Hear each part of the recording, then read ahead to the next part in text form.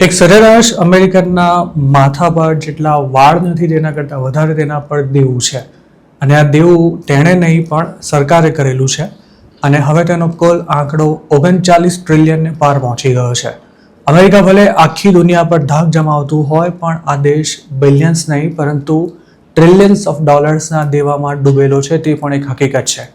April 2026ના અંત સુધીમાં અમેરિકાનું જાહેર દેવું 31.27 ટ્રિલિયન ડોલર નોંધાયું હતું, જ્યારે એપ્રિલ 2025થી માર્ચ 2026ના ગાળામાં દેશની જીડીપી 31.22 ટ્રિલિયન ડોલર રહી હતી. મતલબ કે હવે અમેરિકાનું જાહેર દેવું દેશની જીડીપી કરતાં પણ વધી ગયું છે અને કોવિડ પેન્ડેમિકને બાદ કરતાં સેકન્ડ વર્લ્ડ વોર પછી પહેલીવાર આ સ્થિતિ સર્જાઈ છે, જ્યારે ગ્રોસ ડેટ એટલે કે કુલ દેવું હાલ 39 ટ્રિલિયન ડોલર પર પહોંચ્યું છે.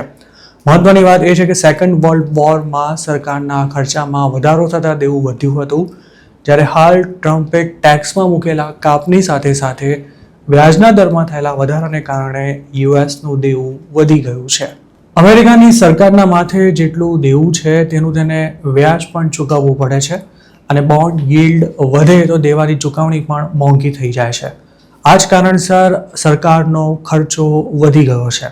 આ ઉપરાંત અમેરિકાની વસ્તી હવે ઘરડી થઈ રહી હોવાથી મેડિકેર અને સોશિયલ સિક્યોરિટીના ખર્ચામાં પણ જંગી વધારો થઈ રહ્યો છે, જ્યારે તેની સામે સરકારની આવક એટલી નથી વધી રહી. યુએસ પર હાલ જે 31 ટ્રિલિયન ડોલરની પબ્લિક ડેટ છે તેમાં બિઝનેસીસ, ઇન્ડિવિજ્યુઅલ્સ, સ્ટેટ અને લોકલ ગવર્મેન્ટ તેમજ ફોરેન કન્ટ્રીઝ પાસેથી પ્રાપ્ત કરાયેલા દેવાનો સમાવેશ થાય છે, જ્યારે અમેરિકાના કુલ દેવાનો આંકડો હાલ 39 ટ્રિલિયન ડોલર સુધી પહોંચ્યો છે. અમેરિકાના માથે દેવાનો બોજ જેમ જેમ વધી રહ્યો છે તેમ તેમ ફેડરલ ઇન્ટરેસ્ટ પેમેન્ટ પણ વધી રહ્યું છે અને હવે એવી સ્થિતિ આવી પડી છે કે દેશના નેશનલ ડિફેન્સ અને મેડિકેર પાછળ કરાતા ખર્ચ કરતાં વધારે રકમ દેવું ચૂકતે કરવામાં વપરાઈ રહી છે.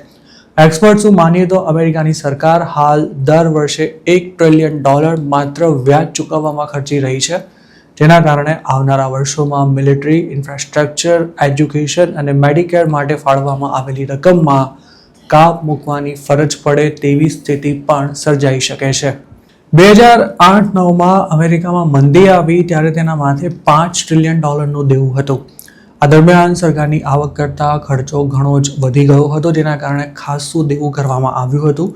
જોકે ત્યારબાદ પણ અમેરિકાની સરકાર બેફામ દેવું કરતી ગઈ હતી અને હવે તે જીડીપીની બરાબર પહોંચી ગયું છે. US government income tax, corporate tax અને પેરોલ ટેક્સમાંથી આવક પ્રાપ્ત કરે છે, જ્યારે સોશિયલ પ્રોગ્રામ્સ, ડિફેન્સ, ઇન્ફ્રાસ્ટ્રક્ચર તેમજ એજ્યુકેશન અને દેવું ભરવામાં અબજો ડોલર્સનો ખર્ચ કરે છે. આ ઉપરાંત સરકાર વારંવાર સ્ટિમ્યુલસ પેકેજના નામે ઇકોનોમીમાં બિલિયન્સ ઓફ ડોલર્સ પમ્પ કરતી રહે છે, જેના માટે પણ દેવું જ કરવામાં આવતું હોય છે. કોંગ્રેસનલ બજેટ ઓફિસનો અંદાજ છે કે જો દેવું આ જ સ્પીડમાં વધતું રહ્યું તો 2036 સુધીમાં હાલ જે પબ્લિક ડેટ 31.27 ટ્રિલિયન ડોલર પર છે તો 2036 સુધીમાં વધીને 53 ટ્રિલિયન ડોલર પર પહોંચી જશે, જે તે વખતની જીડીપીના 120% આસપાસ રહેશે. દેવું વધવાથી અમેરિકા સામે કયા પ્રકારની ચેલેન્જ ઊભી થઈ શકે તેની વાત કરીએ તો આ મામલે પીટરસન ફાઉન્ડેશનનું માનવું છે કે દેવું જેટલું વધશે તેટલો જ વધારે ખર્ચો તેની ચૂકવણીમાં કરવો પડશે અને તેને લીધે ફેડરલ પ્રોગ્રામ્સમાં કાપ મૂકવો પડશે અને ફાઇનાન્શિયલ ક્રાઇસિસનું જોખમ પણ વધશે. આ ઉપરાંત અમેરિકાની ફિસ્કલ સ્ટેબિલિટી એટલે કે નાણાકીય સ્થિરતા પરથી ઇન્વેસ્ટર્સનો વિશ્વાસ ડગમગી શકે છે અને તેનાથી દેશનું રેટિંગ ડાઉનગ્રેડ પણ કરવામાં આવી શકે છે. એટલું જ નહીં, દેવું ચૂકવવા માટે સરકાર પોતે તો કંઈ કમાણી નથી કરવાની. સ્વાભાવિક છે કે તેનો બોજ અલ્ટિમેટલી પબ્લિક પર જ આવશે અને લોકો પર ટેક્સનું ભારણ પણ વધી જશે. પણ સવાલ એ છે કે શું અમેરિકાના માથે હાલ જે દેવું છે તે ખરેખર અત્યંત ચિંતાજનક બાબત છે? કેટલાક એક્સપર્ટ્સ એવું માને છે કે અમેરિકાની ઇકોનોમી હજુ ગ્રો કરી રહી છે અને દેશનું ક્રેડિટ રેટિંગ પણ મજબૂત છે. વધતું દેવું ચિંતાનો વિષય ચોક્કસ છે, પણ હાલ મામલો એટલો પણ ગંભીર નથી કે તેને મેનેજ ન કરી શકાય. છેલ્લા 5માંથી 4 વર્ષ દરમિયાન અમેરિકાએ દેવા પર જેટલું વ્યાજ ચૂકવ્યું હતું તેના કરતાં ઇકોનોમીનો ગ્રોથ રેટ વધુ રહ્યો હતો.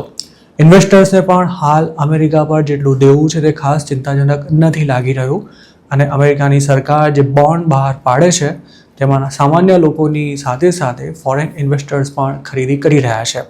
અમેરિકાના વધતા જતા દેવા અને હાલની આર્થિક સ્થિતિ અંગે આપનું શું માનવું છે તેમને કમેન્ટમાં ચોક્કસ જણાવજો.